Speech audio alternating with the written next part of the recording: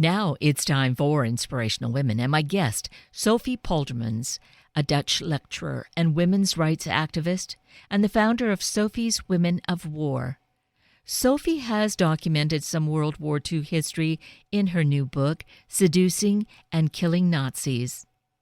Hannie was executed just before the end of the war, but Sophie personally knew Truus and Freddie for 20 years and worked closely with them. And while this was so many decades ago, we're going to hear from Sophie why we must always be alert, know the past, because history has a way of repeating itself, and we need to be on guard. So let's meet Sophie Poldermans and hear her passion. Sophie Poldermans, good morning. Thank you so greatly for being with us this morning. Good morning, Kate. Thank you for having me. I really appreciate that you are who you are, passionate about the work that you do, and really that you're spending this much time with us this morning, which obviously is not adequate time, but fortunately we have this incredible book that you've written that will really be the resource material that any and all of us need to really look at the details of the story that you tell and that we're going to touch on this morning. Seducing and Killing Nazis, Hannie, Truus and Freddie, Dutch resistance heroines of World War II. And it's now, edging closer to nearly a century since all of that happened. But 75 years ago is when the war ended. And thankfully, you're motivated to be writing this story and sharing it with us. So thank you. And then share with us your motivation. What has been driving you, Sophie? Well, ever since I was in high school, I was fascinated by war in general, and then by World War II in particular, because I heard the stories from my grandparents. And I grew up in Haarlem, which is a city 12 miles west of Amsterdam. And Hannie Schaft, who is the icon of female Dutch resistance, was from the same town. So when I had to do a high school research project for my history class on a self-chosen topic, that topic was very obvious for me, Hannie Schaft. And I was really looking for strong female role models. And so I ended up researching Hannie Schaft's life and resistance work. And then through a friend of my father, I discovered Truus Oversteegen's contact details because she was still alive. So I called her up for an interview. She invited me over, and immediately we had this bond, this click, and she trusted me with her story, and I was very serious and dedicated, and that's what she liked because I was the future generation. So she really trusted me with her story. And then she also introduced me to her sister, Freddie. And well, we had a bond grew from there between the three of us. And Truus also asked me the same year, I was 16 at that time, to be the keynote speaker at the National Hannie Schaft commemoration. And well, that's what I did.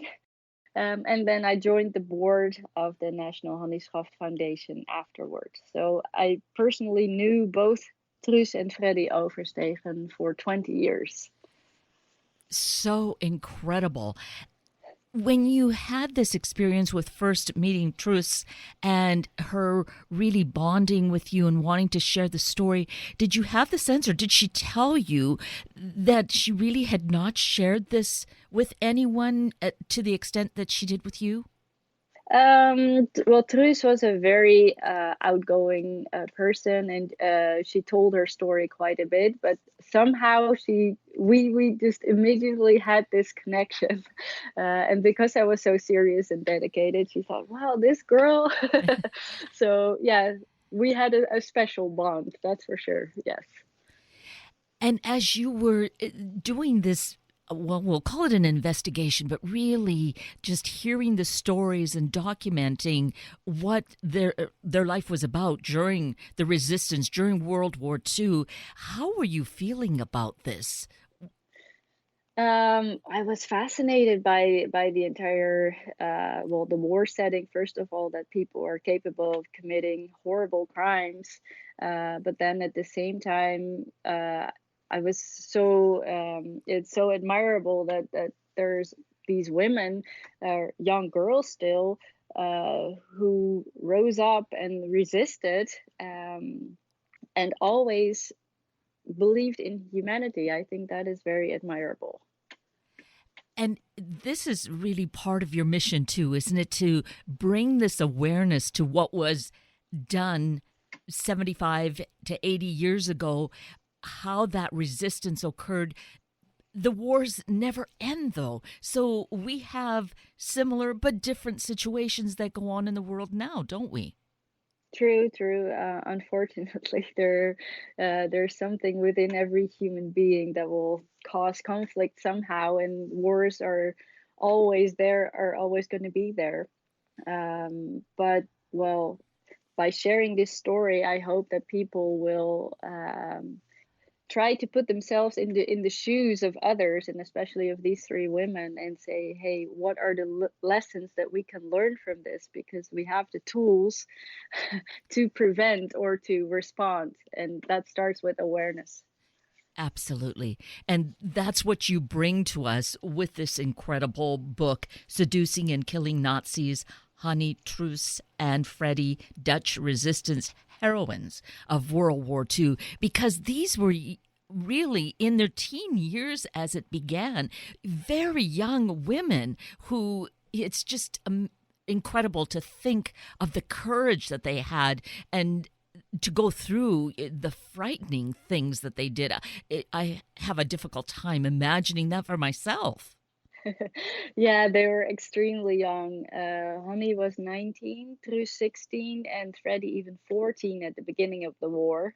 And they could have just decided to live their lives as normal as possible, but because um, ideals like justice and a livable world were so instilled in them, they just wanted to resist. But I mean, still, they were very young girls, so really joining the armed resistance was very unique.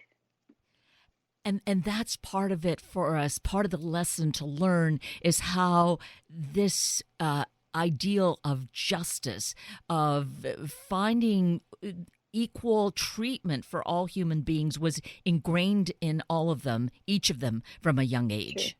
True, true, Right. true. And a war doesn't start with gas, or this particular war didn't start with the gas chambers.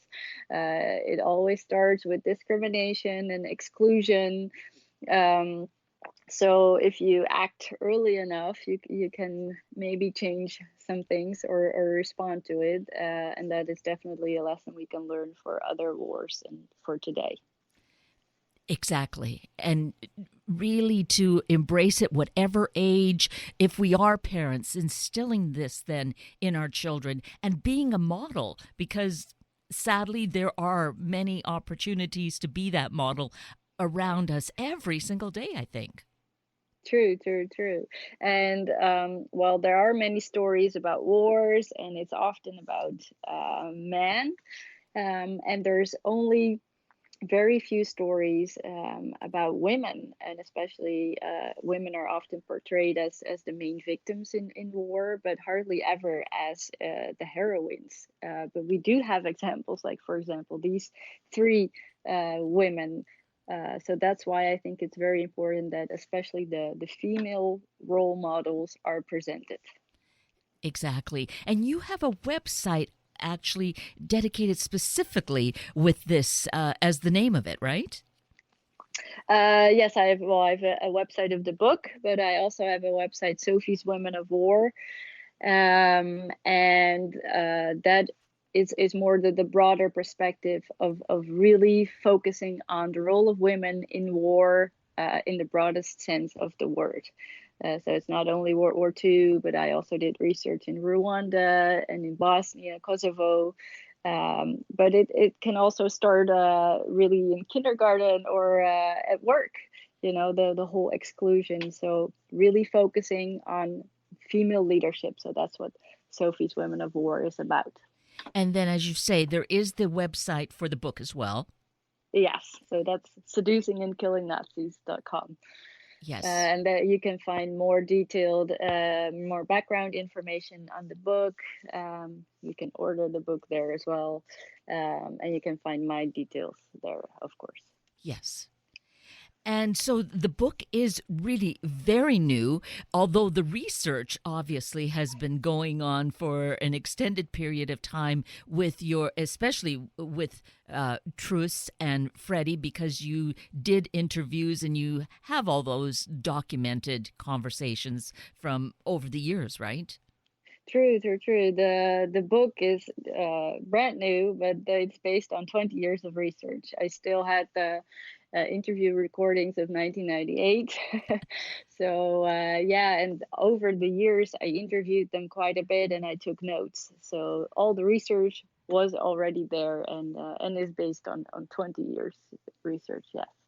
And it was as you began the research, too, of course, Truce was still alive and Freddie, and as were other very important figures of that time. So you could get firsthand commentary, firsthand stories that are so critically important.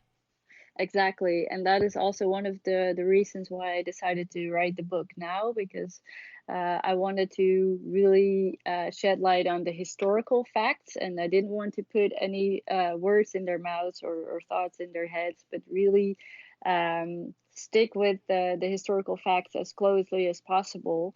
And the only way I could do that was also to really make sure that only first-hand witnesses would be interviewed.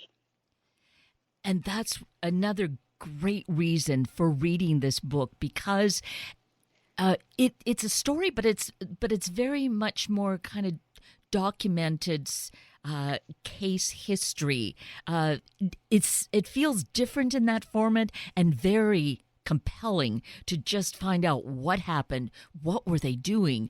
It's definitely something that we owe it to ourselves to be informed about. Thank you. True. Yes. And that's you decided that that was an important format to what keep it in that realm of being factual so that there's no romanticizing of it. It's pretty clear, pretty stark as to what went True. on. True. And that is also because I knew Truus and Freddie for so many years. At first you always hear these heroine stories. Hannie Schaft herself was unfortunately executed by the Nazis 3 weeks before the end of the war. So she became this huge icon and the heroine. But I wanted to, in this particular book, by just setting out the facts and the interviews, I wanted to show that there's also another side to it. I mean, the three girls were heroines, definitely, but they also had to live with or Truus and Freddie, after the war, had to live with the burden of their experiences. They had nightmares, and so there is no romantic, I have no romantic image. There were no cowgirls. But yeah, they were human beings, and were haunted by their experiences later on in their lives. And perhaps as we live now, we have the advantage of more research, more understanding, so we know that PTSD is a fact. It happens and makes total sense when one thinks of the horrors, the atrocities, and the actions that these anyone needs to carry out, but these young women were carrying out. Learning to shoot a gun, having to kill people, which is, they say, is a horrible thing to do, and yet they did it for justice.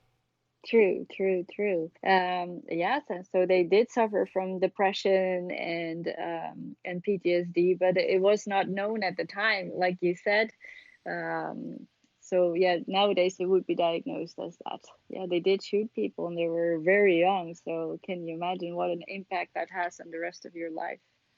You know, it's very difficult to wrap one's brain around it. Sadly, we hear too much about shootings that go on randomly across this country. So people seem to be, sometimes handle the people who shoot, handle it somewhat nonchalantly.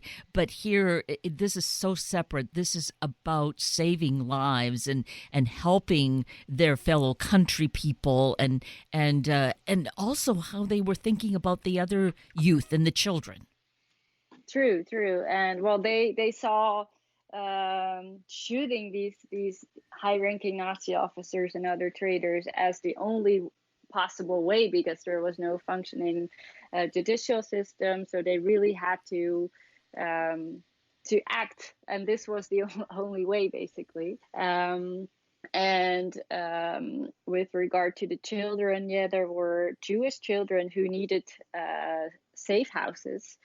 So that was one particular thing that these women could easily do, because it would be very suspicious if you saw women on the street with children. Yeah, there were a lot of Jewish children that needed safe houses. Truus and Hannie brought quite a few Jewish children to safe houses, but on numerous occasions, the children did not survive, unfortunately, and especially Truus was extremely traumatized about that. She told me a story once that she was in a boat with all kind of Jewish children, and then they were bombed by the Germans. So the boat tipped over, and the children all drowned. So that was not without risk either, and very traumatizing.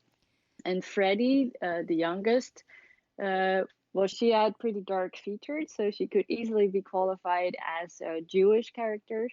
And she was really young, and she looked even younger than she actually was.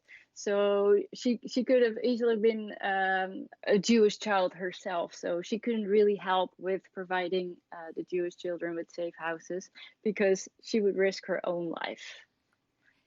And didn't the two sisters, I think it was they who said that they lost their room to a Jewish family because they were hiding the Jewish people in their home? That's true. That was already in 1934. So that was 6 years before the beginning of the war. Truus and Freddie lived with their mother and their little stepbrother in a tiny worker house. And they already thought that, they had to do something. So there were a lot of German Jewish refugees, and they offered them shelter already in 1934. Pretty remarkable. It is remarkable. So how it's important, I think, to notice that time frame and realize how those signs are already visible before war begins. It's a lesson to us to look at the nuances that go on around us that can obviously escalate. Yes. Right? Fortunately, yes. That's why we really need to make sure that you see the early warnings. Yes, I think that's one of the big lessons, but probably the stronger one, because you have dedicated this website, Sophie's Women of War, and written the book with the focus of these young women, is how we as women really need to see where our power is, where our leadership is, to be that instrument of change. True. Yes, and that is often very underrepresented, I think.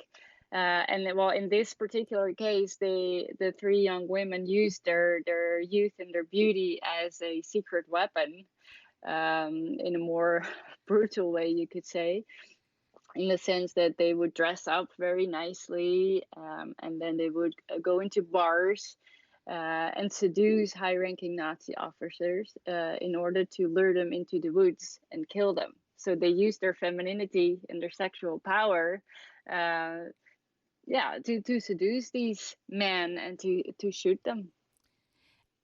And not because there was any, like a thrill to it. It was important because ultimately they saved so many lives by doing this. True, true. Well, there was a whole resistance group behind it, and they had done all the research in advance. Who of the traitors was a bad enough person, basically, that really needed to be killed in order to save other people. Exactly. And at least initially, being young women or being women, they were able to carry out their work because it was not thought that women would do this sort of thing or be capable of doing it. So they were able to really carry out a lot of missions. Yes, because, well, it was always a man's world, and resistance. And that's exactly what the Nazi occupier knew as well, that, there would be men. And um, there were only a very handful of women in the armed resistance. And in the beginning, the occupier had absolutely no idea that that was even possible. So they could definitely take advantage of that. And then it's interesting, maybe it was an ego sort of thing that they became so focused on Hannie Schaft and executed her ultimately, but it was perhaps as though she brought shame to them that she was able to get around them as she did. That's true. That's probably definitely part of it. And maybe it was just anyone that was thwarting the occupiers' goal of overtaking the country. But perhaps, there was a sting in it being this young woman who was, behind so much of it. True, true, true. And she carried out so many missions that she was really a killer in the eyes of the Nazi occupier. So, really, the enemy that they wanted to get rid of. Right. And so, it is heart wrenching that they did capture her and that just, less than 3 weeks before liberation, she actually was executed.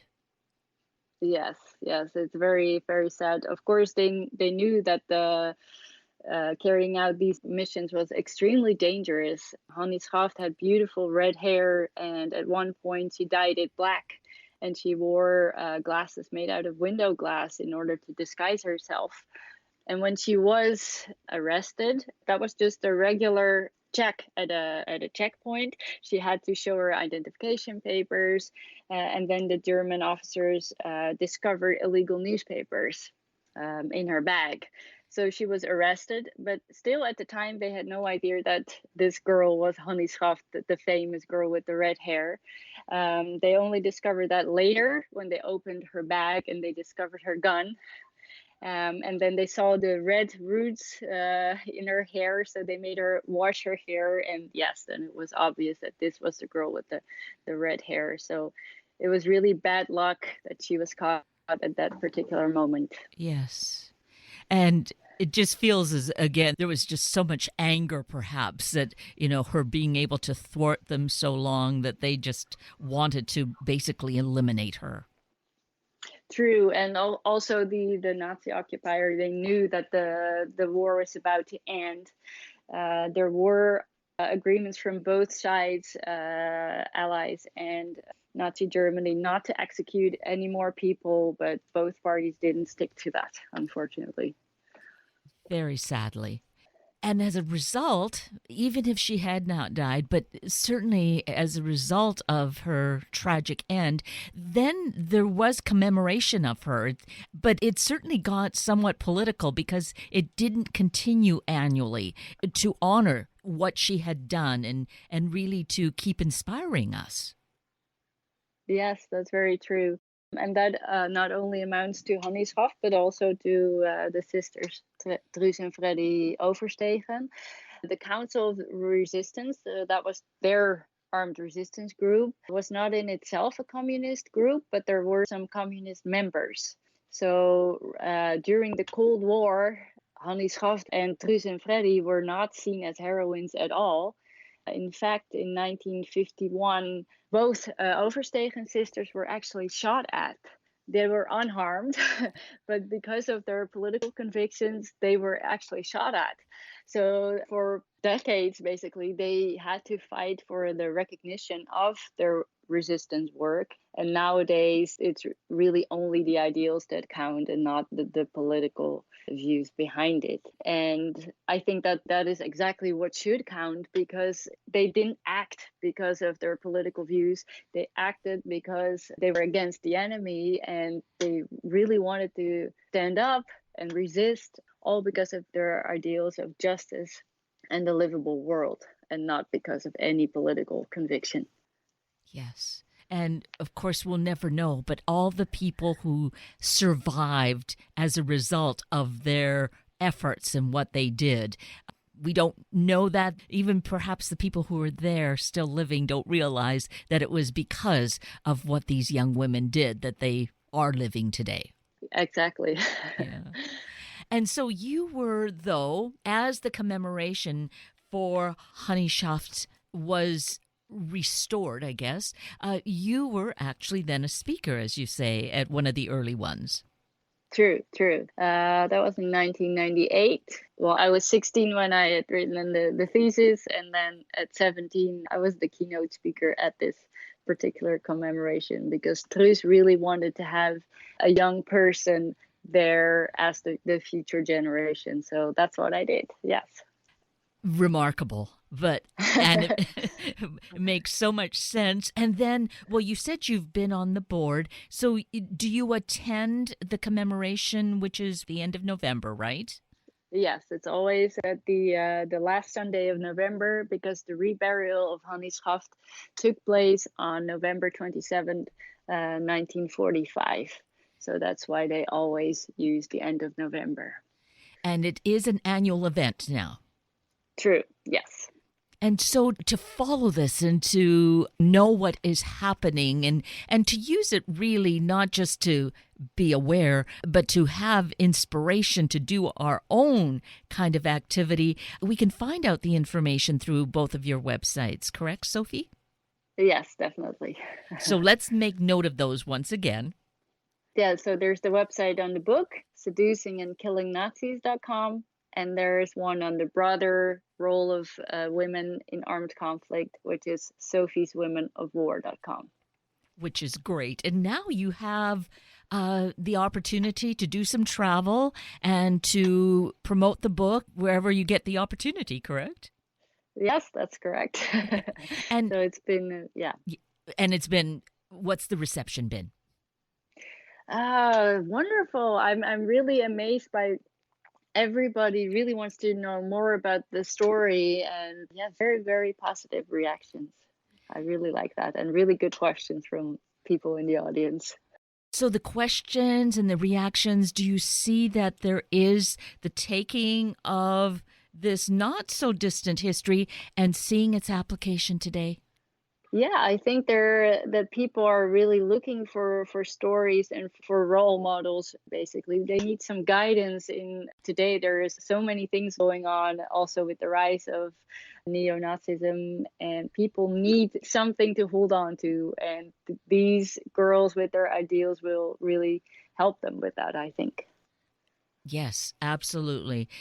These key things that are going on in our country here, but certainly we see it happening throughout Europe as well and globally. So it's not an isolated situation. No, it's not. It's always action reaction, of course. And yeah, I can see it in Europe happening as well. But yeah, it's really shocking if you look at the studies that show such an increase in Holocaust deniers. Then I think, well, this story is more important than ever. And you are such a courageous but strong voice, I feel, so Sophie Poldermans, in bringing this to us, having this passion. And it started really at a young age, which is important, and it continues. So just congratulations for sticking to your passions. Well, thank you very much. I think it's very important to always, have a moral compass and follow that no matter what. So thank you for also sharing the story through this book, Seducing and Killing Nazis, Hannie, Truus and Freddie, Dutch resistance heroines of World War II. This is so remarkable, and having this opportunity to speak with you has been such a gift. Many thanks. You're welcome. And with that, we're at the end of a very full hour of Inspirational Women with Sophie Poldermans and Sunday Morning Magazine, with voices to stop vaping. They are Vince Wilmore, Meredith Berkman, and Philip Furman. I'm Kate Daniels, your host, and I greatly appreciate your sharing this hour with me and these special guests. For details you might have missed or information you'd like to know, please just send me an email, kated@warm1069.com, and I'll get right back to you. Also, if you'd like to listen again or share these important stories with your family and friends, find the podcast on our Warm 1069 webpage. Click on the On-Air tab, then the Podcast tab, and look for the show and guest names. I now wish you and your family a day of finding your mission and committing to it. Have a week of the same, and then please plan to join me again next weekend for another hour of Sunday Morning Magazine and Inspirational Women on Warm 1069. Good morning.